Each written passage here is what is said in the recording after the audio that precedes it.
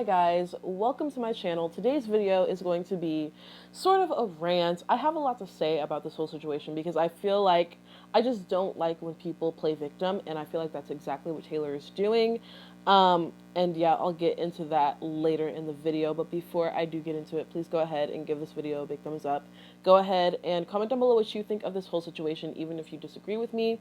Tell me why, but the last thing that I need is someone yelling at me in the comment section. Like, come on, you're on my video. If you're that upset, make your own video and, support Taylor all you want. I really don't care. And also please do subscribe, and yeah, I'm posting a lot more content on here, and I'm really getting into this page, into this channel. So go ahead and support and subscribe to my channel. I would be very, very grateful. So let's just go ahead and get into it. Alright, so news just broke that Scooter Braun, who is the manager of Justin Bieber, Ariana Grande, now Demi Lovato, and Kanye West, a whole bunch of big artists, he bought the rights to Taylor Swift's music from her old record label, Big Machine. Now, Taylor Swift doesn't actually own the rights to her own music, so all of those rights now go to Scooter Braun. He owns all of her old music, like everything that she's released. And so Taylor Swift got upset, and she took to Tumblr to express how she felt. And she basically called Scooter a bully, and I'm going to go ahead and read to you what she posted. So this is a picture that she posted. She said, "This is Scooter Braun bullying me on social media when I was at my lowest point. He's about to own all the music I've ever made." And it's a picture of Justin Bieber on FaceTime with Scooter Braun and Kanye West, who is Taylor's like arch enemy or something. And Justin posted it to Instagram and captioned it, "Taylor Swift, what up?" And I guess Taylor took that as bullying. So Taylor went on to write, "For years, I asked, pleaded for a chance to own my work. Instead, I was given an opportunity to sign back up to Big Machine Records and earn one album back at a time, one for every new one I turned in. I walked away because I knew once I signed that contract, Scott Borchetta would sell the label, thereby selling me and my future. I had to make the excruciating choice to leave behind my past. Music I wrote on my bedroom floor, and videos I dreamed up and paid for from the money I earned playing in bars, then clubs, then arenas, then stadiums." Some fun facts about today's news. I learned about Scooter Braun's purchase of my master's as it was announced to the world. All I could think about was the incessant manipulative bullying I've received at his hands for years. Like when Kim Kardashian orchestrated an illegally recorded snippet of a phone call to be leaked, and then Scooter got his two clients together to bully me online about it, which she's talking about the photo that I shared earlier. Or when his client, Kanye West, organized a revenge porn music video which strips my body naked. Now Scooter has stripped me of my life's work that I wasn't given an opportunity to buy. Essentially, my musical legacy is about to lie in the hands of someone who tried to dismantle it. This is my worst case scenario. This is what happens when you sign a deal at 15 to someone for whom the term loyalty is clearly just a contractual concept. And when that man says music has value, he means its value is beholden to men who had no part in creating it. When I left my masters in Scott's hands, I made peace with the fact that eventually he would sell them. Never in my worst nightmares did I imagine the buyer would be Scooter. Anytime Scott Borchetta has heard the words Scooter Braun escape my lips, it was when I was either crying or trying not to. He knew what he was doing. They both did. Controlling a woman who didn't want to be associated with them. In perpetuity. That means forever. Thankfully, I am now signed to a label that believes I should own anything I create. Thankfully, I left my past in Scott's hands and not my future. And hopefully, young artists or kids with musical dreams will read this and learn about how to better protect themselves in a negotiation. You deserve to own the art you make. I will always be proud of my past work, but for a healthier option, Lover will be out August 23rd. Sad and grossed out Taylor. Alright, so I have a lot to say about this because I feel definitely a type of way about this. First of all, the first picture that she posted and called bullying was probably the dumbest thing I've heard in a very long time. How is posting a picture and saying it in jest? Obviously, everyone knows that Kanye and Taylor have issues, so he said, Taylor, what up? I do remember, though, Justin posting a video saying less hate, more love during the whole fiasco on Twitter after Kim Kardashian exposed Taylor Swift lying, and we'll get into that next.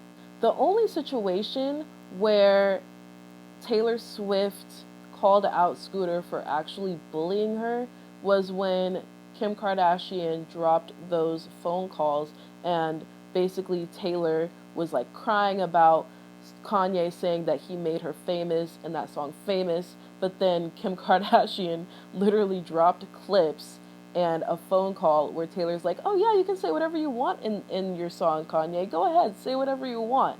And Taylor is now putting that on Scooter, saying that he orchestrated Kim dropping those phone calls, even though Scooter is not even her manager. Her mother is her manager. And I don't know how Scooter, like, how is she blaming this on Scooter? Scooter didn't record that phone call. Scooter didn't make you lie, sweetie. Scooter did not make you lie. So I'm just going to call her out for that because she's playing victim in a situation where she was not the victim. And if it was illegal, why aren't you taking her to court? It's been, what, 3 years since that happened? Why aren't you taking her to court yet, sweetie? If it was that bad, why aren't you taking her to court? It doesn't make sense. It's not adding up to me. And then to call that picture bullying her after she laughed when Justin was being booed, after she made faces at Justin and threw all this shade at him, to now call him a bully to her, that just doesn't add up to me, and that really made me upset. And let's not talk about bullying, Taylor. What about you and Katy Perry? I know y'all made up, but if we're going to talk about bullying, let's really talk about bullying. The fact that she's talking about bullying is really what's upsetting me. And the fact that she tried to make it seem like she was being bullied in a situation where she was dead wrong, even if Kim actually recorded you illegally, which I highly doubt since producers of Keeping Up with Kardashians were there, so they would obviously make sure that they were, going by legalities and everything like that. So I honestly fail to believe that it was actually illegal, but even if it was, why aren't you in court? Why aren't you in court? Make it make sense. It's not adding up. The only situation where I see that she was actually bullied, and I do agree with her, is the fact that she can't own the rights to her own music. That's horrible. Like, I'll never support that. I think that that's wrong, and I definitely think that she should own the rights to her music. However, she did sign a contract. You can't cry bullying after you signed a contract. And you can't be upset when she said that she made peace with the fact that her music would be sold. So I don't understand how now it's such a big deal and it's such a problem. The only person that I see that did her dirty is Scott Borchetta. But even in that situation, it's like, sis, that's kind of just how the industry works. And I know it sucks, but you did sign that contract. It's not like he just pulled the wool over her eyes and, you signed a contract, and that's what it is. He had the right to sell it to whoever he wanted. And if he sells it to Scooter Braun, oh well. She made a lot of money off of that music anyways. So yes, I agree with her on that point. But what I didn't like especially was that she kept saying men this and men that and men who don't do this and men who are trying to control me as a woman. This ain't about you being a woman. This has nothing to do with you being a woman. She did that to gain sympathy points. She did that to, have this feminist cry like these men are victimizing me. No, you're victimizing yourself. You made a bad decision when you signed that deal. But honestly, it wasn't that bad of a decision because it got her to where she is now. So I don't understand why she kept blaming this on men. Like, it doesn't have anything to do with their gender. It has to do with them as people. And the only person that I can really see fault in this whole situation is Scott Borchetta. He did you dirty and you should be upset. But don't claim that now all men are trash. That's all I got from all of those, men this and men that. She was basically saying men are trash. Overall, Scooter cannot be blamed for making a good business decision in buying your music. He can't be blamed for that. You should blame Scott Borchetta for doing you dirty. But at the end of the day, you really can't blame anybody. None of this was illegal. It's not like any of this was illegal. It was wrong, but it wasn't illegal. So at this point, you're going to have to bite the bullet. And I know it sucks, but it's the truth. But the last thing that you should be doing is blaming this on Scooter Braun. All he did was buy your music. That's all he did. He didn't orchestrate you lying and then being caught up in a lie. He didn't orchestrate that. You lied and then you got caught up in it. He didn't orchestrate any of that stuff. He didn't orchestrate your bad contract that you signed at 15 years old. He didn't orchestrate that. He just bought the music. Someone was going to buy it, so he was the highest bidder apparently, and that's what happened. That's just how the cookie crumbled, and you're going to have to get used to it. Overall, I think her trying to say that Scooter bullied her was dead wrong. I think her trying to say that Kanye bullied her was dead wrong. And I think her trying to say that Justin bullied her was dead wrong. Especially Justin. Like, sis, you really did try it with that one. Overall, Scott Borchetta is the bad guy in this whole situation. And Taylor Swift is the victim in only one situation. She is not the victim in all of the situations that she mentioned, and that's just how I feel. I think that she loves to play victim. She's just known for that.